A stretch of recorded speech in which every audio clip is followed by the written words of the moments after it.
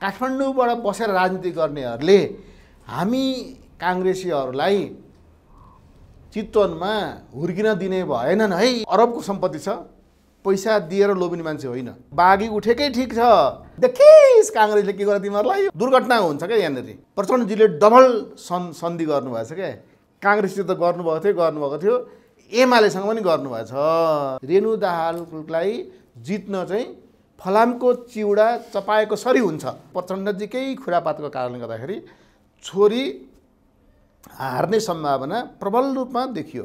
Hot, ती महिला जसले आरोप लगाएका छन् त्यो आरोपको के पर्छ, टेलिफोन रेकर्ड गर्न सक्दैनन् उनले। अब सुन्दर डङ्गोल भन्ने मान्छे फतौरे रहेछन्, यो फतौरे पनि काम लाग्दैन। अहिले आएर भन्छन् अब यहाँ पार्टीगत देश भकेर चुनाव भकेर बहुदलीय व्यवस्थामा कहाँ स्वतन्त्र हुन्छ भन्न थाले। हेर्नुहोस्, गगन थापाले केपी ओलीसँग ट्युसन पढ्न गए हुन्छ राजनीतिको चाणक्य नीति बुझ्नलाई। गगन थापाको हैसियत बालकोटमा गएर उसलाई ट्युसन पढाउने खालको छैन। डाक्टर साहब स्वागत छ। हस्, धन्यवाद। यत्रो राज्य संयन्त्र सबै लाग्दाखेरि पनि बालवाला मन्त्री गर फकाउँदाखेरि पनि त्यो चितवनमा बागी उम्मेदवारलाई फकाउन नि सकेनन्। समय सकियो। राज्य संयन्त्र देशकै संयन्त्र लाग्दा नि के भयो त डाक्टर साहब? चितवन किन यतिखेर हटकेक भनौँ? तपाईँले भन्नु खोजेको बागी उम्मेदवार भएनन् त्यहाँ त, किनभने उनले काङ्ग्रेसको झन्डा लिएर गएर उम्मेदवारी दिएको छन्। हो, केन्द्रले काङ्ग्रेसले गठबन्धन गर्यो, महागठबन्धन यो भयो, तर लोकल गठबन्धन पनि विश्वास, किन स्थानीयतालाई विश्वास गर्नुपर्छ भन्ने हो नि त। हाम्रो स्थानीय कल्चर, संस्कृति, परम्परा, स्थानीय सम्बन्ध त भिन्नै खालको हुन्छ नि त। त्यसैले चितवन, जसलाई 75वटा जिल्ला हुँदा 76औं जिल्ला भनिन्थ्यो, 77 जिल्ला हुँदा 78औं जिल्ला भनिन्छ, त्यहाँनेरि जो अहिले नेपाली काङ्ग्रेसले टिकट दिनुपर्ने मान्छे टिकट नदिएर यहाँ गठबन्धनमा पर्दाखेरि त्यो माओवादीको भागमा पर्यो। त त्यस कारणले म उठ्छु भनेर दलले त्यहाँनिर उम्मेदवार दिनुभएको छ। बकाइदे काङ्ग्रेसकै झन्डा बोकेर जानुभएकोले काङ्ग्रेसले कारबाही गर्न नसक्यो। उसले के भन्छ, फिर्ता लिनुहोस्। आज 5 बजेसम्म डेट हो नि त फिर्ता लिनु त, होइन? अहिले हामी कुराकानी गर्दैछौँ, 5 बजेसम्म फिर्ता लिनुहोस्, नलिए म कारबाही गर्छु भनेर धम्की दिइहाल्नुहोस्। त्यही त, पार्टीले त्यसरी धम्की दिँदाखेरि पनि अब गठबन्धनले त विज्ञप्ति नै जारी गरेर दिउँसो, विज्ञप्ति नै जारी गरेर चेतावनी दिँदाखेरि पनि उनी डगमगाएनन् क्या। हो, अब यो के हुन्छ, तपाईँले बिस्मार्क भन्ने एउटा जर्मनको एकीकरण गर्ने मान्छेले ब्लड एन्ड आइरन पोलिसी अपनाएको थियो क्या। के अरे, विज्ञप्ति निकालेर माइट गरेर देश फिर्ता आउँदैन क्या। त्यो भने जर्मन भाषा बोल्नेहरू अथवा जर्मनी भाषा बोल्नेहरू एक हुनको लागि कसैले मलाई यो देश हामी भाषा एक हुन्छौँ भने दिँदैन। त्यहाँ चाहिँ ब्लड एन्ड आइरन पोलिसी लगाउनुपर्छ भन्ने भएपछि काठमाडौँबाट बसेर राजनीति गर्नेहरूले हामी काङ्ग्रेसीहरूलाई चितवनमा हुर्किन दिने भएनन् है भन्ने लागेपछि उनीहरूले पनि त्यही ब्लड एन्ड आइरन पोलिसी लिन आँटे। अथवा भनेपछि जोसुकै आए शेरबहादेव आए पनि अब म छोड्दिनँ भनेर जगन्नाथजीले त भनिसक्नु भएको छ। यो भनेको किन मैले यसो म पनि बुझेँ, किनभने तपाईँहरूले जसरी खोजिरहनु भएको छ म पनि खोजेँ, किन यो गरिरहेका छन् त। देउबालाई नटेर्ने, देउबाका दूत भनेर गृहमन्त्री भनिन्छ, उसलाई पनि नटेर्ने भनेदेखि उहाँ जगन्नाथजी जो हुन्छ उहाँ के हुँदो रहेछ भनेदेखि शेरबहादेवकै ऱ्याङ्कको काङ्ग्रेसभित्रको हैसियत भएको मान्छे, तर कोइराला खेमाको हुँदो रहेछ पहिलेदेखि नै। कोइराला खेमा भएको अरबको सम्पत्ति छ, पैसा दिएर लोभिने मान्छे होइन। के 10 करोड रुपियाँ दिनुभयो भने रेणु दाहालले छोड्छिन् भन्ने पनि तर्क दिन सक्ने मान्छे हुन्छ। मै दिन्छु पैसा 10 करोड लिनुहुन्छ, तपाईँले 5 करोड दिन खोज्नुभयो होला, म 10 करोड दिन्छु, तपाईँ छोडिदिनुहोस् भन्ने सक्ने हैसियत भएको व्यक्ति पनि उहाँ हो। पैसाको चलखेल हुनसक्छ र त्यही त, पैसाको चलखेल गरे, पैसाको चलखेल हुन सक्थ्यो, तर उहाँ पैसा चाहिएको व्यक्ति होइन। त्यही भएर पैसाको चलखेल गर्न खोज्यो भने त उहाँले डबल दिनु सक्नुहुन्छ। फेरि तिमीलाई डबल दिन्छु, तिमी फिर्ता ल्याऊ न भनेर। तिम्रो बुवाको अथवा रेणु दाहाललाई तिम्रो बुवाको चुनाव खर्च पनि बरु मै बेहोर दिन्छु, ल तिमी छोड न भनिदिनु सक्ने हैसियतको व्यक्ति भएकोले पैसाको चलखेल त गर्नै सक्दैनन्। हेर्नु त्यहाँनिर। तर मैले के देखेको थिएँ भनेदेखि दुईवटा विकल्प, किनभनेदेखि जगन्नाथजीको छोराहरू सबै अमेरिकामा छन्, टन्न कमाएर बसेका छन्। अब अमेरिकाको राजदूत बनाइदियो भने यसो छोराको ठाउँमा गएर सान देखाउनु पायो नि त। अमेरिकी राजदूत बनाइदियो भने एउटा मान्ने सम्भावना थियो। अर्को कि त अख्तियारको प्रमुख बनाइदियो भने उहाँले मान्नुहुन्छ कि भने दुई कमजोरीहरू पत्ता लगाउनु पर्दाखेरि, तर अख्तियार प्रमुख पनि उनीहरूले बनाउने हैसियत अहिले सरकार छैन। अमेरिकन राजदूत बनाउने पनि अमेरिकाका राजदूत बनाउने पनि अहिले यो हैसियतमा यो सरकार छैन, किनभने त्यो कानुनी प्रक्रिया अनुसार त्यो त प्याक भइसकेको छ। उहाँले त्यसरी कुनै अमुक पदमा हो भनेदेखि त सर्लक्क स्वीकार्नुहुन्थ्यो होला, किनभने प्रचण्डले पनि लागि परे, शेरबहादुर देउवा अथवा प्रधानमन्त्री पनि लागि परे, गृहमन्त्री पनि लागि परे भनेपछि पदमा हो भने त कुनै न कुनै पदको आश्वासन विश्वको कुनै पनि राजदूत उहाँलाई चाहिएको छैन, त्यही अमेरिका बाहेक भने मैले भनिहालेँ नि। अथवा अरू धेरै राजनीतिक पदहरू चाहिँ कुनै चाहिएको छैन। अख्तियार प्रमुख भयो भने ल ठिकै छ भन्ने एउटा कुनै बार्गेनिङ गर्ने पोइन्ट हुन्छ। राजनीतिमा बार्गेनिङ जहाँ पनि हुन्छ, असम्भव कुरा केही हुँदैन। तर त्यही कुरा पनि गर्न सक्दैनन् प्रचण्डले पनि भनिसकेपछि मैले के देखेको छु भने तपाईँले हेर्नु न, त्यतिखेर नेपाली काङ्ग्रेसले उहाँलाई समर्थन गरे पनि एमाले र रेणु दाहाल बिचको भोटको अन्तर कति छ त भन्दाखेरि 203 हो। 203 मात्रै भोटको अन्तर हुँदाखेरि त्यो पनि काङ्ग्रेसले सहयोग गरेर मात्रै जितेकै होइन के त, फेरि गलत कुरा हो। हेर्नुहोस् तपाईँले इतिहास पल्टाएर हेर्नुहोस्, त्यसको जुन दिन जित्नुभयो त्यसको भोलिपल्ट पत्र पत्रिका पढ्नुहोस्। मलाई एउटा आश्चर्य त्यहाँ लागेको छ। त्यो के थियो भनेदेखि 203 भोटले उहाँले जितेको, तर 210 भोट त्यो एउटा वार्डको च्यातेर गरेको थियो नि त। एउटा वार्डको च्यातेर गर्दा एउटा वार्ड मात्र है, फेरि त्यो पहिलेको बार्गेनिङ थिएन। तर जब एउटा वार्ड बाँकी रहँदाखेरि प्रचण्डजीले डबल सन्धि गर्नुभएछ क्या। काङ्ग्रेसले त गर्नुभएको थियो, एमालेसँग पनि गर्नुभएछ। र एमालेको के गर्यो, त्यो वडाको 210 भोट जुन एमालेको थियो सुरेछापको, मेयरमा हँसी हतौडामा हानेको छ 210 भोटमा, अरू सबै सूर्यमा हानेछ। उपमेयरदेखि लिएर टाकटुक सदस्य हुन्छ नि, 7 सूर्य 7 छाप भन्छन् नि, 6 सूर्य 6 छाप 1 छाप हँसी हतौडा भएछ त्यहाँ चाहिँ। हेर्नुहोस् ठ्याक्कै 203ले जित्यो, 210 भोटतिर जानु भनेपछि कसले जितायो त्यहाँ भन्दा, त्यो त एमाले जितायो नि त। भने एमालेको साथ नभएको त्यहाँ जित्ने रहन्छ भने त ग्यारेन्टी भयो। अब एमाले किन बलिको बोका बनाए केन्द्रले मलाई थाहा छैन। त्यहाँनिर एमाले भित्रमा गुट केही थियो अथवा कसैलाई उसले फकाए के गरे, तर त्यो 210 भोट एमालेको एउटा वार्डको जुन अन्तिम आवारमा गयो, त्यही नै डिसिजन भयो भनेदेखि त त्यहाँ एमालेको शरण नपरेको भए त रेणु दाहाल जित्ने थिएनन्, काङ्ग्रेस मात्रै शरण जित्ने। तर यसपालि हो महिला हुन्, जिताउनुपर्छ। मैले तपाईँलाई भनेको छु, किनकि उनलाई कम्युनिस्ट ब्याकग्राउन्ड भएकोले जस्तै ममता बनर्जी जस्तो बनाउन सकिन्छ।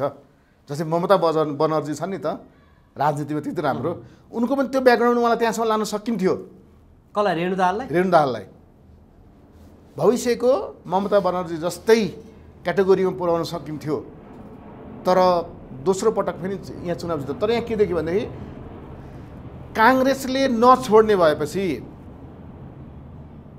कसैले के भन्छ, काङ्ग्रेसले छोडिदियो भने रेणु दाहाललाई घाटा हुन्छ भन्छन् अहिले फेरि। हेर्नुहोस् किनभनेदेखि त्यो भोट ठ्याक्क बायस्ड भएर कता जान्छ, एमालेमा जान्छ भन्ने भएर त्यो बागी उठेकै ठिक छ।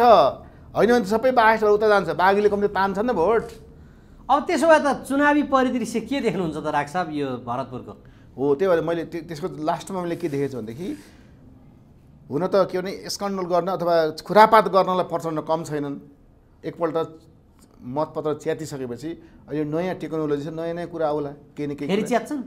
च्यात्नु परेन, अर्को केही हुन्छ नि त। अब टेक्निकल लगाएर अहिले त कडा कागजले बनाएको भन्न थालेका छन्, केमिकल हालेर सबै उड्ने खालको बनाइदियो भइगयो नि। खुसुक्क अलिकति एउटा बोकेर गयो एउटा उसमा, त्यो केमिकल फ्यास्स हालिदियो, एउटा भित्रको सबै फासफुस जाने खालको भयो भने त्यो केमिकल के भन्छ मैले नच्यात्ने खालको बनाएर के गर्नु।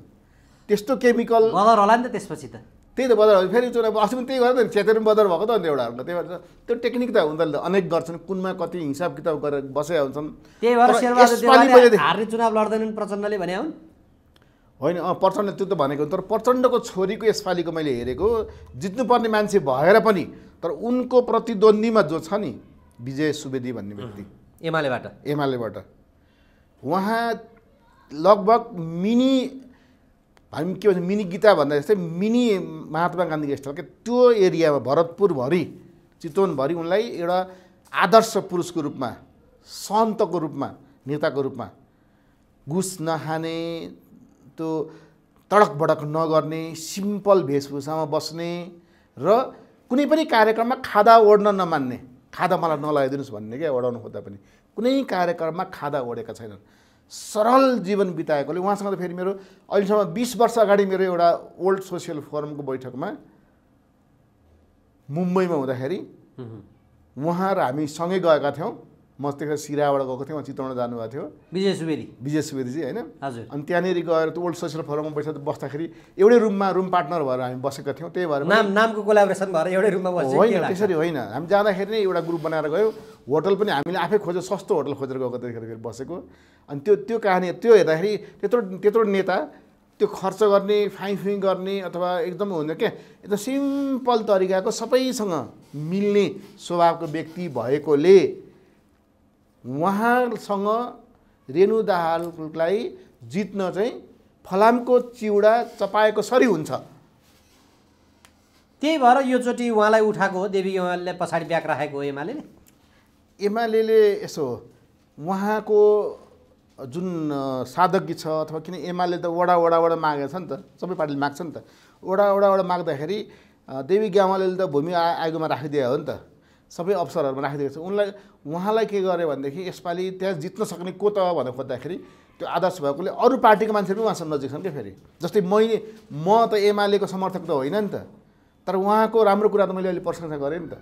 किनभनेदेखि जुन कुरा राम्रो छ त्यो कुरा हामीले भन्नुपर्छ भन्ने कुरामा आउँदाखेरि यदि विजय सुवेदी नै भएकोले फेरि व्यक्तिगत रूपमा एमाले अरूलाई उठाएको भए दिउँसै माला लगाइदिए हुन्थ्यो रेणु दाहाललाई। तर त्यही विजय सुवेदी छन् जसले गर्दाखेरि रेणु दाहाललाई अन्तिमसम्म सकस पर्छ। र यो जो तपाईँ अहिले जगन्नाथजी हुन्छ काङ्ग्रेसमा उठ्नुभएको, उहाँले मलाई त के लाग्छ भने उहाँको भन्दा कम भोट आउँछ उसको। जगन्नाथ पौडेलको हो होइन, जगन्नाथ पौडेलको भन्दा रेणु दाहाल कम भोट आउँछ। भनेपछि रेणु दाहाल अब पहिलाको पहिलो अहिलेको तेस्रो हो त। पहिलाको पहिलो पनि कसरी बनाए त सुन्नुभएकै छ नि तपाईँले। हेर्नुहोस् त त्यो एमालेको भोट 203 वटा त्यसै जान्थ्यो त, 210 वटा त्यसै पनि 200 त भइहाल्थ्यो त्यसरी पनि। एमाले जो आफ्नै उम्मेदवार उठेको छ काङ्ग्रेसले ल उसलाई सपोर्ट गरेछ अरे। एमालेको आफ्नै उठी 6 वटा मात्रै सुरु साहब किन हाने, अरू एउटा चाहिँ किन हँसियाबाट हाने भने एमाले ल नि त जित्यो धेरै जिद्दी गरे प्रचण्डले, मलाई अब 5 वर्षलाई प्रधानमन्त्री बनाइदिन्छु भने भनेर ओलीले पनि मिलाइदिए कि, अथवा वामदेव गौतमले त्यो वडामा मेरो प्रेस्टिजको कुरा भए यिनका छोरीलाई जिताउनु पर्ने भयो, अब यो बैतरणी तार्नु पऱ्यो भने जस्तो गरेर वामदेव गौतमले त्यहीँ गएर भेटेर खोइ यदि गरिदेऊ भनेपछि यदि भोटले जित्छु, यदि भोट मलाई चाहियो कसरी दिनुहुन्छ भनेपछि अझ ठुलो पैसाको चलखेल भएपछि अब के हुन्छ त राजनीतिमा त्यही पैसा लिनु त महादेवको 3 नेत्र हुन्छ। तर त्यो गरेकोले यसपटक प्रचण्डसँग त्यो गर्ने हैसियत चाहिँ अब छैन, किन धेरै त्यो दुश्मनी भइसकेको छ र त्यो वामदेव गौतमको त्यो हैसियत अब हराएर गइसकेको छ। त्यसैले वामदेव गौतमको चलखेल हो कि भन्ने मैले आशंका गरेको थिएँ त्यो 200 भोट 10 भोट दिलाइदिनेमा। तर त्यो अब उहाँको पनि अब के अरे एकादेशको एउटा कथाको रूपमा वामदेव गौतम गइसकेकाले यसपालि महिला भएकोले जित्नुपर्छ भन्ने मेरो एउटा लजिक त छँदैछ। सबैतिरको हेर्दा महिला, काठमाडौँ पनि महिला, त्यहाँ पनि महिला, किन महिलाले 50% पाउनुपर्छ भन्ने लजिकमा उनले जित्नुपर्छ भनेको हो। तर बाउकै कारणले गर्दाखेरि, प्रचण्डजीकै खुरापातको कारणले गर्दाखेरि छोरी हार्ने सम्भावना प्रबल रूपमा देखियो। हार्ने मात्रै होइन, तेस्रो नम्बरमा पुग्ने भने तपाईँलाई मैले। तर उहाँले गर्नुभएको काम, त्यो एरियामा विकास निर्माण जे छ त्यो त साँच्चै उल्लेखनीय, चर्चा गर्न योग्य कामहरू भएको छन् भन्ने पनि कुरा आएको छ नि। मैले नि भनेको त्यो त मैले पनि गरेँ हजुर। विकास सबै भएको छ, विकास गर्न त 5 वर्ष पठाएको, भात खान पठाएको, भत्ता खान पठाएको त भन्ने एउटा कुरो। त्यो त गर्न सेवा गर्न पठाएको, त्यसमा अब तलब खाएको होला नि के खाएको होला नि, अनि त्यो गऱ्यो भनेर अब मैले क्याम्पसमा गएर पढाएको छु भनेर हुन्छ। म त क्याम्पसमा पढाउनु जागिर खाइरहेको छु, मैले त क्याम्पसमा पढाउनै पर्ने मेरो कर्तव्य हो नि, होइन र? त्यो तिनको कर्तव्य हो नि। अब डाक्टर साहब त्यसो भने अब यतापट्टि आउँ, काठमाडौँमा छिरौँ। काठमाडौँमा चाहिँ केशव स्थापितलाई एकजना युवतीले गरेको प्रश्नलाई लिएर सामाजिक सञ्जाल अहिले तातेको छ। त्यो युवतीको प्रश्न गर्ने शैली, केशव स्थापित जो चाहिँ मेयरका उम्मेदवार थिए उनको उत्तर दिने शैली कसरी टिप्पणी गर्नुहुन्छ डाक्टर साहब? सुन्नुहोस्, अन्तर्वार्तामा जतिसुकै पेचिलो प्रश्न गरे पनि उत्तरदाता लिबरल भएर हँसिलो भएर दिनु पर्थ्यो, त्यो चाहिँ उनी योग्य रहेनछन्। मलाई त अब भन्नु नहुने। हेर्नुहोस् उहाँले चाहिँ के एन्सर दिनु, कसरी पनि भन्नु भने तपाईँ बाटोमा हिँड्ने भने कतै कसले म त यो मेरो बुढा भनेर भनिदिइ हिँड्यो भने कि तपाईँ बुढा हुनुहुन्छ भनेर कसलाई इक्जाम्पल दिइरहेको थियो नि त्यसले। म एक कागजमा लेखौँ भन्दै त्यसरी भने। अनि त्यो त प्ले बोयहरूले मात्रै त्यसरी भन्छन्। दिमागमा त्यही कुदिरहेको हुन्छ, प्ले बयको दिमाग त्यसै पनि जसले पनि भनिदिन्छ मलाई भनिदिन्छ भनेर। त्यो एउटा के एउटा हुन्थ्यो नि, कुनै एउटा हिरो छ क्या त्यो इन्डियाको, त्यो कालो ड्रेस लगाएर हुरुको हुन्थ्यो नि, मान्छे छतबाट हाम फालेर मऱ्यो भन्थ्यो नि, रजनीकान्त होइन त्यो अर्को अहिले हुनु नमाने के अरे अलि स्टाइल राम्रो खालको थियो, पातलो पातलो हुन्थ्यो। ए देवानन्द हो, देवानन्द कालो ड्रेस लगाएपछि मान्छे फुल्लुक्क हाम फाल्थ्यो अरे। के हाम्रो केशव विस्थापित देवानन्द जस्तै हो त त्यसो भए?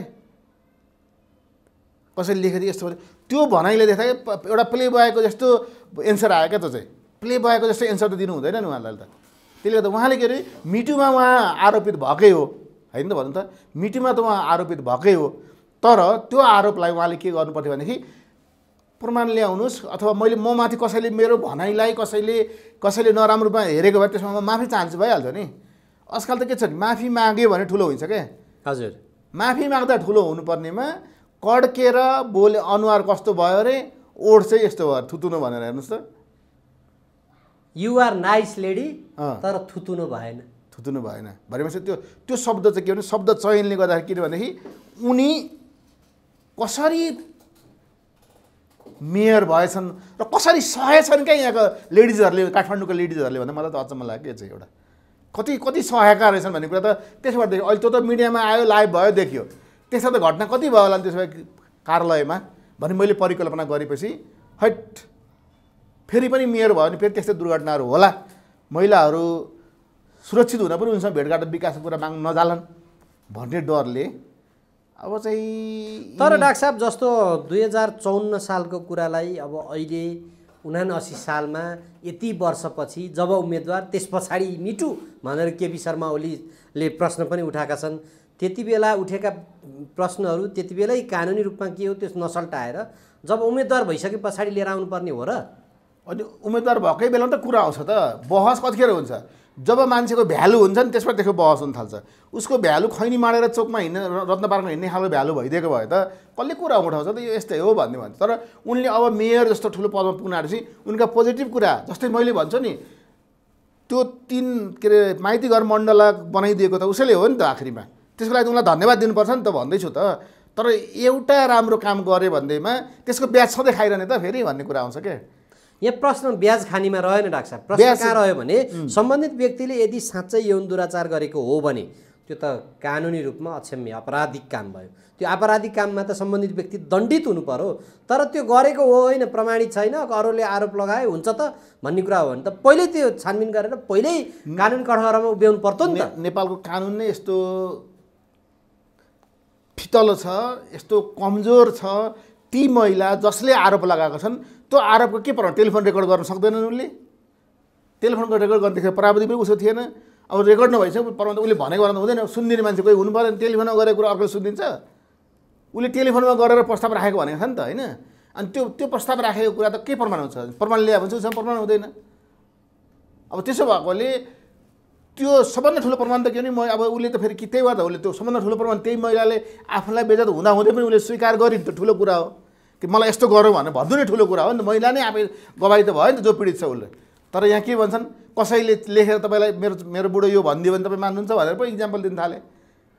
त्यही भएर त मान्छे जुन इक्जाम्पलहरू यिनले दिए यसको कारणले के भने त्यो घटना भएकै हो कि जस्तो लाग्न थाल्यो मलाई। किनभने चोरको खुट्टा तान भन्दाखेरि चोर खुट्टा के हुन्छ नि, चोरलाई खुट्टा के भन्छ तान भन्दा खुट्टा तान्छन् नि भने जस्तै त्यस्तै उनी आक्रोशित भएको उनको बडी ल्याङ्ग्वेज, उनको बिहेभियर देखेर त्यो घटनामै दालमे कुछ काला है कि जस्तो मलाई लाग्यो। साइकोलोजिकल प्रुफ भनेका छन् नि त, के त प्रुफ छ भनेका छन्। अनि उसँग कसरी प्रुफ हुन्छ? उसले त क्वेसन सोधेको हो, प्रुफ त उहीसँग छ। डाक्टर साहब यो यसो भन्छु ल, प्रुफको कुरा गर्नु छ भने प्रुफको कुरा हुन्छ, च्यालेन्ज दिन्छु म। त्यो हुन्छ नि मेसिन लगाएर टेस्ट गर्ने, के भन्छ त्यसलाई, मोनोग्राफ के भन्छ? त्यो झुट बोलेको हो कि सच बोलेको हो, त्यो लगाएर टेस्ट गरेर लाइभ देखाउनु भयो भने अनि तपाईँले भोट पाउनु होला। हेर्नुहोस्, तपाईँले त अब त्यो गर्नै पर्ने आवश्यक छ। म त्यसमा पनि गएर टेस्ट गराएर बोल्न तयार छु भनेर तपाईँले बाचा गरेर त्यसको प्रयोग गरेर लाइभमा देखाउनुहोस्, अनि बल्ल जनताले तपाईँलाई पत्ता छ भने तपाईँले हकारेर कसैलाई धम्काएर कसैलाई प्रमाण मास्न खोज्नुहुन्छ भने त्यो त जनताले भोट हाल्नेमा सुटुक्क हाल्न तपाईँलाई भोट न्याय गरिहाल्छ नि। यसपालि अब थाहा पाइन्छ के, हकारेर धम्काएर कुनै पनि प्रमाणलाई नष्ट गर्न खोजेर तपाईँले जित्छु भनेर सोच्नुहुन्छ भने यो कसी अथवा मतदान हुन्छ नि, गोप्य मतदान हुन्छ। मलाई लाग्छ महिलाहरूले अब उनकै पार्टीका महिलाहरूले पनि उनलाई भोट दिने बेलामा 3 पटक सोचेर भोट हाल्छन् भन्ने मैले देखेँ। हिजो अस्ति मैले के देख्थेँ भनेदेखि यस्तो राम्रो मान्छे, धेरै राम्रो कामहरू गरेका छन् भन्ने लाग्दै पनि अब भर्खर नयाँ एउटा काण्ड आयो। फेरि हेर्नुहोस्, उनी मेयर हुँदाखेरि त्यहाँ बेरुजी भएको पैसा उसँग असुल उपर गर्नु भनेर अख्तियार दुरुपयोग अनुसन्धान आयोगले बारम्बार तकता गरेर पनि नदिएकोले त्यो पैसा बुझाउन आउनु भनेर चिठी नै गोर्खापत्रमा प्रकाशन गरेको देखेपछि त के लाग्यो भनेदेखि बट यिनी पनि के रहेछ भने बाहिर देख्ने मात्रै गफ मात्रै रहेछ, तर भित्र त भ्रष्टाचारको आरोप त लागेको रहेछ। विवादमा नआउने नि केसा विस्थापित हुन्छ भनेको छन् नि त अस्ति। उसले त भने नि 550वटा मुद्दा लागेको थियो, 5वटा थपेर 555 बनाउने र 555 चुरोट जस्तो हुन्छ भनेर व्यङ्ग्य गरे। त्यो व्यङ्ग्यात्मक गर्ने खालको मान्छेलाई एउटा संवेदनशील पदमा ल्याएर राख्नु भनेको अहिलेको युगमा अब उनी आउटडेटेड भइसकेका रहेछन्। केसा विस्थापित हो, जुन मैले भनेको छु क्या, जुन विवाहमा पनि बेहुला हुने प्रवृत्ति उनमा देखियो। जुन विवाह एउटा विवाहमा बेहुला हुने त आफ्नो विवाहमा बेहुला हुने। बालेन शाहको पक्षमा हो कि सिर्जना सिंहको पक्षमा हो कि मदनदास श्रेष्ठको? सुन्नु, मैले के देखेको छु भनेदेखि यो ऊ भनेर भन्दिनँ। म चाहिँ के भन्छ भने सबभन्दा पहिले महिलाले जित्नुपर्छ भन्ने कुरा मेरो एउटा पक्ष हो। तर अब महिलाले जित्नुपर्छ, महिला त 4-5 उठेछन्, अरू पनि उठेछन् नि त। त्यसले गर्दा कम्पिटिसन महिला बिचमै हुनु पर्यो। तर अब बालेन शाहको कुरा पनि के आयो भनेदेखि बालेन शाह एउटा पाइलट गडबड भयो भन्दैमा एउटा डान्सरलाई लगेर पाइलट बनाएर उसले प्लेन हान्न सक्छ? स्ट्रक्चरल इन्जिनियर हुन्, ठाउँमा काम गरेका छन् नगरपालिकामा। इन्जिनियर सुन्नु न, तपाईँले इन्जिनियरिङ काम मात्रै हो नगरपालिका विकास भनेको? कस्तो कुरा गर्नु तपाईँले? इन्जिनियरिङ काम मात्रै होइन, प्रत्येक मानिसको गरिबी निवारण गर्नु पर्यो, प्रत्येक मान्छेलाई शिक्षित बनाउनु पर्यो। इन्जिनियर त कहाँ काम लाग्छ? गरिबी निवारण गर्न कहाँको इन्जिनियर काम लाग्छ? होइन, उनले त यो कार्ययोजना सहित म यो गर्छु, यसपछि यो गर्छु, यसपछि यो गर्छु। घाँस, बाँस, कपास, शिक्षा, स्वास्थ्य, सुरक्षा, यो 6वटा कुरामा इन्जिनियरिङ कहाँ प्रयोग हुन्छ? घाँस, बाँस, कपास, शिक्षा, स्वास्थ्य। त्यो मान्छे त पोलिसी बनाउने ठाउँ हो क्या। त्यो घर बनाउने नक्सा नाप्दै हिँड्ने मान्छे त होइन नि त। जागिर खानु नि तिनीहरू, तिनीलाई जागिर दिन्छन्, बरु को जितेर जान्छन्। तिनलाई रहर भए, स्ट्रक्चर बनाउने रहर भए। बालेन शाहलाई म भन्छु, म इन्जिनियर हुँ भने तपाईँलाई इन्जिनियरहरूको बोस बनाएर राखिदिन्छ। ल के काम गरिन्छ त्यहीको पोलिसी बनाउने नेताले बनाइदिन्छ तपाईँलाई। जो मेयर हुन्छ त्यो मेयरले घोषणा गरे हुन्छ। म त भन्छु, म चाहिँ मेयरको उम्मेदवार भएको म भन्थेँ, ल बालेनजी तपाईँ इन्जिनियर हुँदो रहेछ, म इन्जिनियरहरू सबैभन्दा लिडर बनाएर राखिदिन्छु, तलमा खान आउनु जागिर, तपाईँ त्यो जागिर छ, तर तपाईँ पोलिसी बनाउन तपाईँ ठिक छैन भनिदिन्थ्यो। पोलिसी बनाउनु मान्छे पो त्यो मेयर भनेर पोलिसी बनाउने ठाउँ हो नि त। थिङ्क ट्याङ्क हो क्या, जग्गा नापी हिँड्ने, घरको डिजाइन बनाउने। त्यसो भए अहिले देखिएको पोलिसी बनाउने उम्मेदवार को हो त राख्छ? हो, अहिलेको पोलिसी बनाउने उम्मेदवार को हो भन्दाखेरि त मैले एउटा पनि देखाएको छैन। भिजन त कसको? बरु त्यही उपमेयर उठ्ने एउटा छ नि, सुनिता डङ्गोल होइन, तिनको भिजन थियो। तिनी पनि फेरि फतौरे खालको भइसक्नु। फेरि हिजो अस्तिसम्म म स्वतन्त्र उठ्छु भन्छन्, अहिले आएर भन्छन् अब यहाँ पार्टीगत देश के अरे चुनाव के अरे बहुदलीय व्यवस्थामा कहाँको स्वतन्त्र हुन्छ भन्न थाले। हेर्नुहोस्, हिजै आफैले बोलेको कुरा आज पत्तो छैन भनेदेखि त यिनी त कोहीबाट गाइडेड रहेछ भने बुझियो। मिठो कुरा गरेर, चिल्लो कुरा गरेर मान्छेले वाच गर्दैनन्। फतौरे भन्ने भयो त। अब सुनिता डङ्गोल भन्ने मान्छे फतौरे रहेछन्। यो फतौरे पनि काम लाग्दैन काठमाडौँमा। त्यसो भए काम लाग्ने उम्मेदवार कुनै पनि दलले उठाए जस्तो तपाईँलाई लागेन? हो, काम लाग्ने खालको मान्छेहरू मैले त एउटा पनि अहिले देखिनँ है, एउटा पनि देखिनँ अहिलेसम्म। मैले मलाई किन अरूको पनि सबैको मैले बुझ्न पाएको छैन, तर अहिलेसम्म जब उनीहरूको बोली वचन यताउता हेर्दाखेरि मैले तपाईँलाई अघि भने नि, बालेनजीले भन्नुहुन्छ कि म इन्जिनियर हो, त्यही भएर म यसो एउटा ऱ्यापरले गएर म प्रधानमन्त्री हाकिदिन्छु भने हुन्छ। तपाईँले प्रधानमन्त्री भनेको छैनन्, मेयर भनेको छन्। त्यही मेयर पनि त त्यो पोलिसी बनाउने ठाउँ हो क्या। मेयर भनेको त प्रधानमन्त्रीभन्दा ठुलो पद काठमाडौँको लागि चाहिँ। फेरि काठमाडौँ महानगरपालिका भनेको देशको मुटु। यस काठमाडौँलाई अन्तर्राष्ट्रिय स्तरका अरू महानगरपालिकाको दाँजोमा टप बनाउने भिजन बोकेर हिँड्नुपर्ने मान्छेले म इन्जिनियर हुँ त्यही भएर म फिट छु भन्ने मतलब त के भन्दाखेरि यो त्यो इन्जिनियरलाई उसले भनेको छ नि, तपाईँलाई थाहा छैन, विनोद चौधरीलाई भन्छ। विनोद चौधरीले के भन्छ, म चार्टर एकाउन्टेन्ट पढ्न चाहन्थेँ अनि त्यहाँनिर पास गर्न थाल्छ, तर म अहिले मैले 21जना चार्टर एकाउन्टेन्ट राखेको छु भन्छ नि उसले। 21 जना राखेको छ चार्टर एकाउन्टेन्ट। चार्टर एकाउन्टेन्ट आफै हुनु परेन, 21 जना राख्ने हैसियत भयो। तपाईँ पनि इन्जिनियर भएर भने तपाईँ 21 जना इन्जिनियर राख्ने हैसियत बनाएर पो हिँड्नु। म इन्जिनियर भनेर भएन क्या। त्यसले इन्जिनियर भएकै कारणले योग्यता मेयर हुने योग्यता चाहिँ हुँदैन। तपाईँलाई भनिहालेँ, एउटा बसको ड्राइभरलाई राम्रो भएन, रक्सी खायो, जाँड खायो भनेर खलासीलाई बस हाँक्दिने दिनै हुँदैन। खलासी हुन् र त्यो अहिले मेयरमा उठेकाहरू त्यो त अब खलासी, ऊ त खलासी जस्तै भयो त। किनभनेदेखि उसलाई त अनुभव त के छ भने ऱ्यापमा अनुभव छ। काठमाडौँ एउटालाई के भन्थ्यो भने, उहाँ सुन्नुहोस् है त, वीरगन्जमा एउटा नेता थिए, रक्सी खाएर झुल्लो भएर चाहिँ उसले के भन्छ भने, रक्सी खाएर नचढ्नुहोस् न भन्दा भने उसले के भन्छ भने, मलाई रक्सी खानेहरूले मात्रै भोट दियो भने म जित्छु भन्थ्यो क्या उसले चाहिँ। हेर्नुहोस् है, चुनाव भाषणै भन्थ्यो, मलाई रक्सी खानेहरूले मात्रै भोट दियो भने म जित्छु भन्थ्यो। म दङ्ग परेर सुन्थेँ क्या। अब यिनले पनि त्यही ऱ्यापरहरूले मात्रै, ऱ्यापर अथवा त्यो ऱ्यापर ऱ्याप गर्दाखेरि जो स्टेजमा वरिपरि आउँथ्यो हजारौँ युवाहरू जसले वाह वाह गर्थे, तिनीहरूले भोट देलान् भनेर आश गरेको होलान्। तिनीहरू 3 घन्टा लाइनमा बस्न सक्ने इच्छा पनि तिनीहरूलाई हुँदैन। तिनीहरू 3 घन्टा लाइनमा बस्न गएर बरु कतातिर गएर के अरे गेम खेलेर बस्न थाल्छन्। तिनीहरू केही गेम खेलेर छुट्टी, आज छुट्टी भनेर त्यो लाइनमा बसेर भोट दिन जाने पक्षमा हुँदैन। तिनीहरू विचार गर्नुहोस्, उसले गनेर कति 90,000 कति पुऱ्यायो नि भोट, त्यही गनेर होला। कतिले टिकट काटे, आज यहाँ गयो कतिले टिकट काट्यो, भोलि अर्को ठाउँमा गयो कतिले टिकट काट्यो। यी सबै टिकट काट्नेहरू मेरा फ्यान हुन्, यिनीहरू सबैले मलाई भोट दिनु म जित्छु भनेर सोचेर 90,000 पुऱ्याएको होला। यसमा एउटा कथा मैले सुनाउनु पर्ने हुन्छ। सुनसरीमा राष्ट्रिय पञ्चायतको हुन्छ नि, सांसदको चुनाव हुँदाखेरि बुढाबुढी 2 जना गोरु किन्न भनेर 1500 रुपियाँ लिएर गएको रहेछन् गोरु किन्न। त्यसरी पाउँछ 1500 एक जोडी गोरु। बजारमा गएको त नोमिनेसनको हल्ला भयो सांसदको, अनि पैसा बोकेर गए 1500-1600 रुपियाँ। हेर्नुहोस्, अनि सांसद हुन पायो भने त धेरै पैसा कमाइछ भनेर त्यो पैसा गोरु किन्नुभन्दा बरु सांसद उठ्नु पर्यो भनेर त्यो गरेर नोमिनेसन गरेछन्। हेर्नु यिनीहरूले, अब बुढोले नोमिनेसन गर्यो अब सांसदको, अनि अब घरमा आएर के गर्यो, पैसा त छैन अरू त। अनि मकै रातभरि मकै छोडाएर के, अनि मकै छोडाएर बुढीलाई एउटा गोजीमा के अरे झोलामा बोक्ने, एउटा झोला अब खाली बोकेर गएर हजुर मलाई भोट दिनु भनेर प्रत्येक घरमा गएर है। अनि जसले पनि दिन्छु त भनिहाल्छ, कसले दिन्न भन्छन् त, हुन्छ म दिन्छु भने अरे। अनि कति भोट, 4 भोट 5 भोट हुन्छ नि, अनि त्यो मकै गन्दै उता बुढीको उसमा हाल्दै गर्थ्यो अरे। अनि रातभरि गन्यो, आज कतिवटा भोट आयो त भने यति भोट गर्दा गर्दै 30 दिनमा त के भयो, कति भोट आयो, कतिबाट जित्ने भयो भने मक्ख भएर गयो अरे।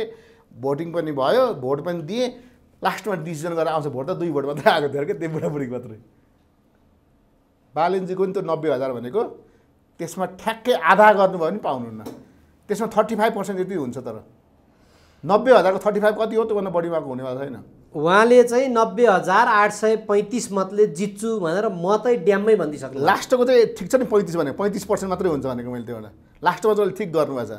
त्यो 35 त्यति भनेको 35% जोडिराख्नुहोस्, हेर्नुहोस् न। अनि पछि डाक्टर साहब, यो केशव स्थापितकै प्रसङ्गमा जाँदाखेरि चाहिँ पल शाह सुरुमा मुद्दा गयो, पछि चाहिँ बयान फेरियो। अब के हो, अब जे होस् उनको नाम बदनाम भयो। कृष्णबहादुर महरा सुरुमा मुद्दा गयो, पछि बयान फेरियो, नाम बदनाम भयो, त्यसपछि रिहा भए। अब केशव स्थापित पनि उम्मेदवार भए, नाम बदनाम गरेर अनि चाहिँ यो केस डिसमिस। किनभने मेरो भनाइ चाहिँ के हो भने, केस हो भनेदेखि त्यसलाई टुङ्गाउनै पर्छ। उसले यौन दुराचार गरेको हो भने दुराचारीले सजाय भोग्नै पर्छ। तर उम्मेदवार आएको छ, त्यस कारणले यसलाई यो चाहिँ यो विषय उठाइदिउँ भनेर यो फेरि कति अगाडिका केसहरू ल्याएर अहिले जोड दिने, अनि यो पल शाह र कृष्णबहादुर महरा बनाउनु खोजे हो। त्यो होइन, तपाईँले फेरि तपाईँको एउटा रङ के भयो भनेदेखि नि अहिले आएर मात्रै कुरा उठाएको भए चाहिँ मेयरमा उठ्न आँट्यो, अनिखेर कुरा उठायो, त्यो त्यतिखेरै कुरा उठाएको छ। तर सोलुसन त निक्लेन नि त्यतिखेर कुरा उठेपछि। कानुनी हिसाबमा चाहिँ समाधान भइसक्नु पर्यो। सत्ताधारीहरू उनका पक्षमा थिए, त्यहाँ उसले सोलुसन न्याय पाएनन्। यहाँ सत्ताको तलखेल हुन्छ नि त। सत्ताधारीहरू छैनन् नि त, त्यतिखेर सत्ताधारी थिए नि त। अब त्यो भएपछि त अहिले आएर तपाईँ के अरे सांसद थिए। हेर्नुहोस्, मैले के सांसद भएको मान्छे 1 वर्ष अझै बाँकी थियो, सांसद बसेको के फरक पर्थ्यो। मन्त्री पाएका थिए, झोक्की गरेर रिसाएर मन्त्री छोडेर आए, दुर्घटना हुन्छ क्या यहाँनिर। उनले त राजाको कु भएको राजालाई समर्थन गरेका थिए।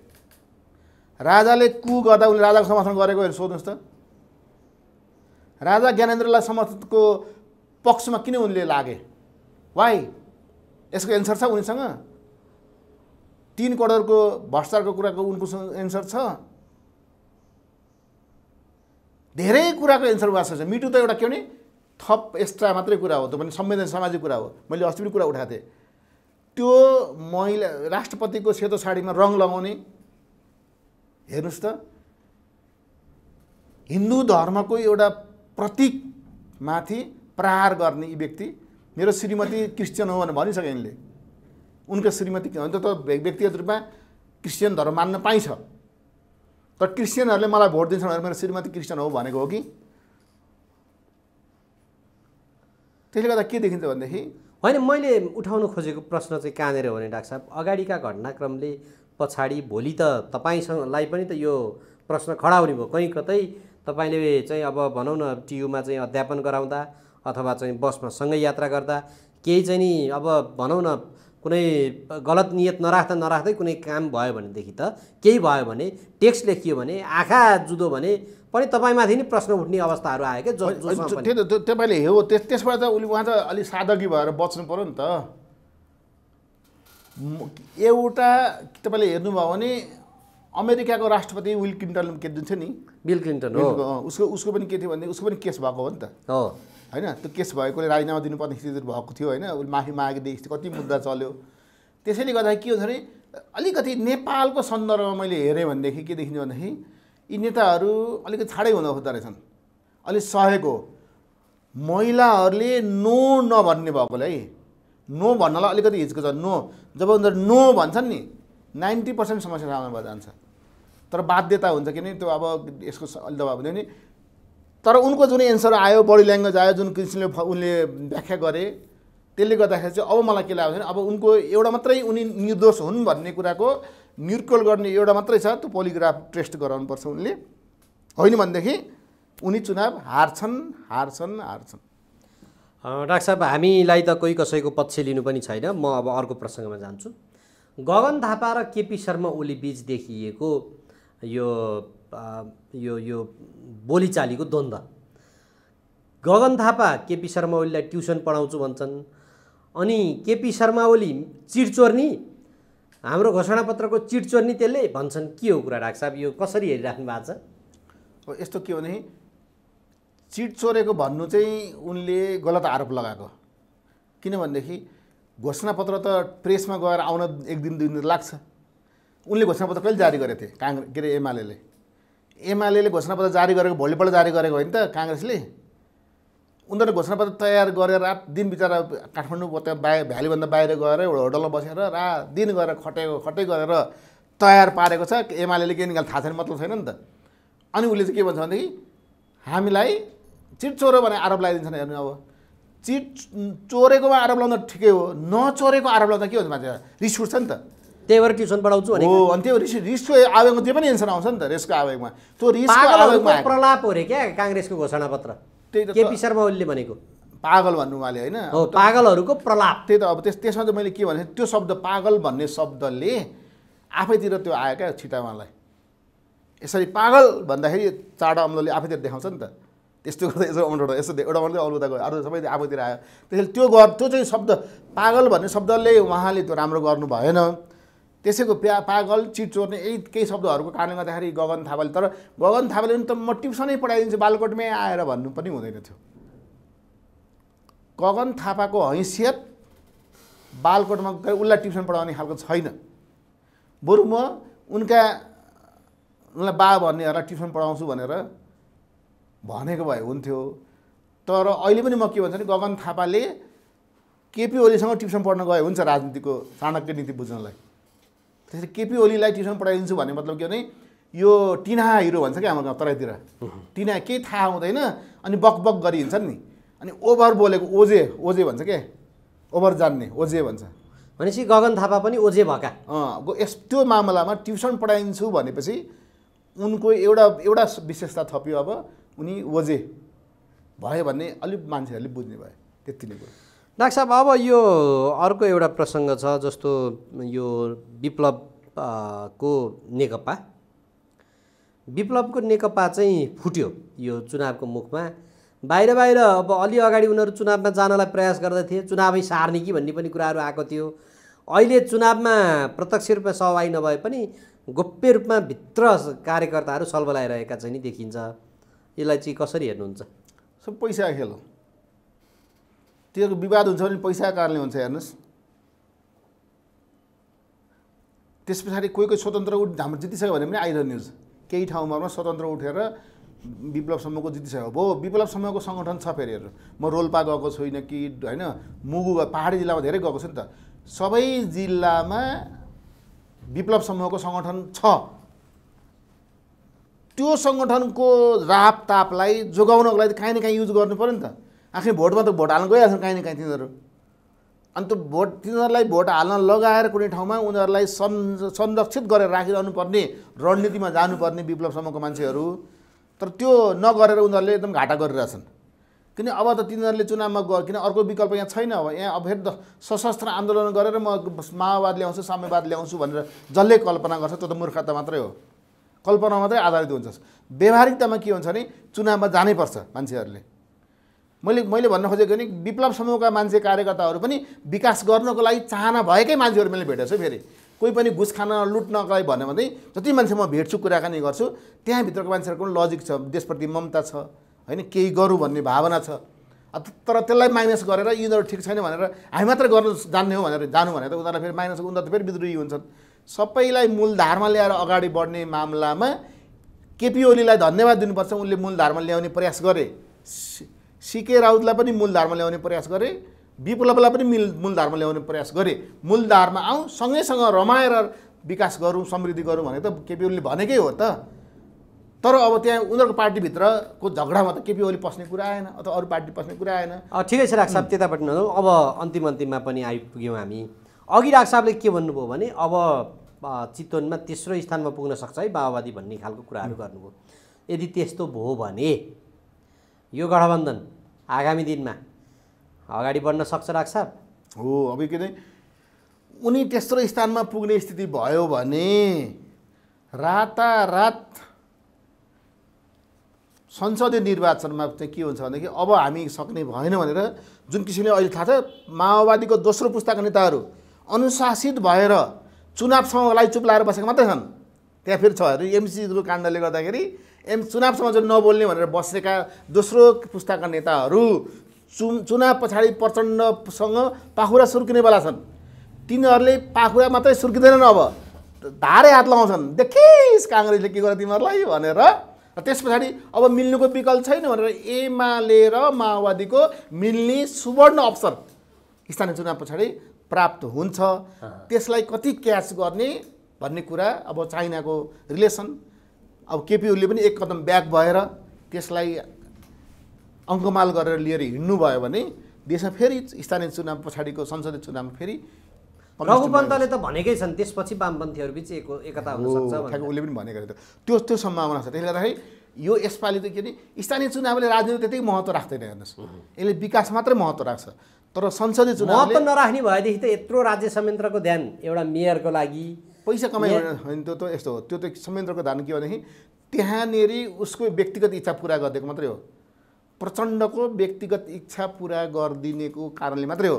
म त अझ के देख्छु थाहा छ, प्रचण्डले यस्तो नयाँ कुरा ल्याउन सक्छन् त्यहाँनिर नि। त्यो बस्ती विकास गरिदिएको चितवनको अमेरिकाले हो। तपाईँ बुझ्नुहोस्, भरतपुरको टाउन प्लानिङ नै अमेरिकाले गरिदिएको, यो पनि बुझ्नुहोस्। फेरि बस्ती विकास नै गराउने उसको त्यो कलेज कृषि क्याम्पस कलेज खोलिदिनेदेखि त्यो भरतपुरदेखिको के अरे हेटौडासम्मको बाटो बनाइदिने कामदेखि सबै यो अमेरिकाले गरिदिएको स्ट्रक्चर हो। त्यसलाई अब अहिले मैले के देखेँ भनेदेखि नि एउटा नयाँ नारा त्यहाँ आउन सक्छ क्या। माओवादीले अब अमेरिकाकै मोडलमा 16 वर्षभन्दा मुनिका मान्छेहरूलाई निःशुल्क पढाउने, निःशुल्क सबै व्यवस्था गरिदिने, ज्येष्ठ नागरिकहरू सबै खर्च बेहोरिदिने भन्ने एउटा नयाँ नारा लिएर गएर त्यसमा अमेरिकन फन्डिङमा ल्याउँछु, किन एमसिसी सपोर्ट गरिदिएको छ प्रचण्डले। त्यो कुराहरू ल्याइदिएर त्यो नयाँ मोडल अमेरिकन मोडल अनुसार विकासमा जान्छौँ। बाल अधिकारको कुरा र वृद्धहरूको अधिकारको कुरा र ट्याक्सको कुरा र अमेरिकन मोडलमा जान्छौँ भनेर हिँड्यो भनेदेखि, माओवादीले आफ्नो माओवादको सिद्धान्तलाई त्याग्यो भनेदेखि अलिकति आँखा चिम्लेर उसले ल अब हाम्रोतिर आउन आँटेछ है प्रचण्ड भनेर लागेर अमेरिकामा लाग्यो भनेदेखि त्यहाँ फेरि जसरी बुथ क्यान्सल गरेर भए पनि 210 भोट एमालेवालाहरूले हँसी हतडमा हालिदिएका थिए। त्यस्तै अर्को कुनै मिराकल हुनसक्छ। तर अहिलेकै सिनेरियोमा चाहिँ माओवादी तेस्रो स्थान मात्रै रहन सक्छ। पहिलो स्थानमा ल्याइदियो भने नि डाक्टर साहब यत्रो गठबन्धन गरेको छ, हुन त त्यहाँनिर अब काङ्ग्रेसले पनि खोजी थापिरहेको छ। गठबन्धनमा के छ भने तपाईँले हेर्नु भने काङ्ग्रेसको देउपा ग्रुपको मान्छेले भोट हाल्लान् ल उतातिर भन्छौँ हामीहरू होइन, उता हाल्नन् भनेर। तर त्यो स्थिति मैले देखेको छैन। किनभनेदेखि उनीहरूले के सोचिरहेको छन्, त्यहाँको स्थानीय मान्छेले एउटा हुन्छ नि त, स्थानीय गाउँले भाषा म तपाईँलाई भन्छु, चितवनको गाउँले भाषा के छ भने नि, यसपालि पनि रेणुले जितिन् भने हजुर अब हामीले पुस्ता यहाँनिर काङ्ग्रेस भएर एमाले भएर बस्नुभन्दा बरु माओवादीमय देश जिल्ला हुने भयो अनि हाम्रो सिद्धान्त मर्ने भयो त भन्ने हुन्छ त्यति बेला। त्यो भने उनीहरू सोचिरहेछन्। त्यसै उनीहरूले यो अन्तिम लडाइँ लड्दैछन् त्यहाँनिर। यो अन्तिम लडाइँ के हुन्छ भनेदेखि त्यो भनेको माओवादीको भोटको हैसियत देखाइदिएर प्रचण्डलाई आगामी त्यहाँको संसदीय निर्वाचनमा हत यहाँ त उठ्नु नहुने रहेछ, गाह्रो पो रहेछ भने फिल गराउने अवस्थामा पुर्याइदिने रणनीतिमा एमाले काङ्ग्रेसका मान्छेहरू अरू पार्टीका मान्छेहरू तपाईँले हेर्नुहोस् न, त्यो चितवन हो जहाँ रवि लामिछानेको विरुद्धमा त्यहाँनिर उसको समर्थनमा जुलुस निकाल्दा कत्रो थियो त्यहाँ हेर्नुहोस् त। त्यो को थियो? सबै राष्ट्रवादी मान्छेहरू थिए नि त। ती राष्ट्रवादी मान्छेहरू सबै के थियो? प्रचण्डको विरोधी मान्छे त्यहाँ थिए हेर्नुहोस्। भने प्रचण्ड विरोधी शक्ति त्यहाँ धेरै छन्, तर तिनीहरू एकजुट हुन सक्यो भनेदेखि सजिलै माओवादीको सिद्धान्तलाई त्यहाँबाट पखाल्न सक्छन्। डाक्टर साहबले एउटा भन्नुभयो नि यो चितवनको त्यो समग्र विकास अमेरिकाले गरिदिएको भनेर। अमेरिकाको उपविदेश मन्त्री फेरि नेपाल आउँदै हुनुहुन्छ। यहाँ यो कनेक्सन कतै त छैन नि डाक्टर साहब, होइन? होइन, उनीहरूको के छ, उनीहरूको त मेन एमसिसीलाई ल्याउनु पर्ने हो। एमसिसी ल्याउने क्रममा माओवादीलाई पगाल्नुपर्छ नि त। अहिले माओवादीको ढिक्को जुन छ नि त्यसलाई माओवादीको सिद्धान्त पगालेर त्यो काङ्ग्रेसको के अरे अथवा डेमोक्रेट सिद्धान्त पुँजीवादीतिर उसलाई ढाल्नुपर्ने छ। त्यो पगाल्नको लागि त्यो छोरीलाई जिताउनु पर्ने। मैले त्यही भएर त्यहाँनिर चाहिँ ल तिम्रो यो प्रोजेक्ट गरिदिन्छु भनेर भनिदिएर अब प्रचण्ड कतिको दिमाग लगाउँछन् होइन, त्यो प्रोजेक्ट गरिदिन्छु भनेर त्यो 16 वर्ष मुनिका त्यहाँको डिजाइनअनुसार गर्छु भन्यो भने त अनि मान्छे आउने भयो नि त। अथवा 60 वर्ष तपाईँको यो डिजाइनअनुसार गर्छु भनेर गयो भने त्यो एउटा डिजाइन त्यो एउटा स्ट्रक्चर मैले त्यहाँ देखेको छु क्या, त्यो छ। तर तपाईँले भनेको अनुसार के छ भनेदेखि विदेश अमेरिकनहरू किन आइरहेछन् त अहिले ठुल्ठुला पदका मान्छेहरू भनेदेखि नेपालमा अब एमसिसीको जुन 5 वर्षको अवधि हुन्छ नि, त्यो 5 वर्षको अवधिमा एमसिसीको जति पैसा दिएको छ नि त्यति नै 5 वर्षमा 60 पटकसम्म दिन सक्छन्। अनि प्रत्येक महिनै थप दिन सक्छन् चाह्यो भने। तर यहाँ सम्हाल्न सक्नु पर्यो मात्रै हो। पैसा त अब डलर नि, अमेरिकाको डलर यहाँ वार पानीको बर्सात वर्षा जस्तो बर्सिन्छ। तर त्यसलाई हामीले सदुपयोग गर्नेतिर लाग्ने कि कमिसन खानेतिर लाग्ने त्यो त नेताहरूको हातमा छ। अब अन्तिममा डाक्टर साहब जो यहाँ नेतृत्वको कारणले अथवा यो गठबन्धनका कारणले हिजो पार्टीभित्र सङ्गठनभित्र लाग्दै पनि उम्मेदवार हुन पाएनन्, या बागीमा उठे या स्वतन्त्रमा उठे, पार्टीका यो चुनौती पनि थियो, तत्काल फिर्ता गर भन्ने थियो, त्यसलाई पनि तिलाञ्जली दिएर जेसुकै होस् भनेर उत्रिए। तिनको हिम्मत साहस हो अथवा चाहिँ नि तिनीहरू पनि एकचोटि टेस्ट हुन चाहेका हुन्। यो समग्र घटनाक्रमलाई चाहिँ कसरी हेर्नुहुन्छ? हेर्नुहोस्, व्यक्तिगत रूपमा कुनै पनि मानिस त्यो मानिस गलत हुँदैन। सिद्धान्त के छ भने व्यक्तिगत रूपमा कुनै पनि मानिस गलत हुँदैन, उसको व्यवहार बानी बेहोरा चालचलन मात्रै गलत हुने हो। त्यसलाई सच्याउनुपर्छ। शेरबहादुर देउपा व्यक्तिगत रूपमा गलत छैनन्, उनीहरूको केही क्रियाकलापहरू गलत हो। त्यसै केपी ओली त्यसै प्रचण्ड जो पनि उनीहरू व्यक्तिगत रूपमा गलत हुँदै होइन, उनीहरूको केही बानी बेहोरा चालचलन निर्णयहरू गलत हो।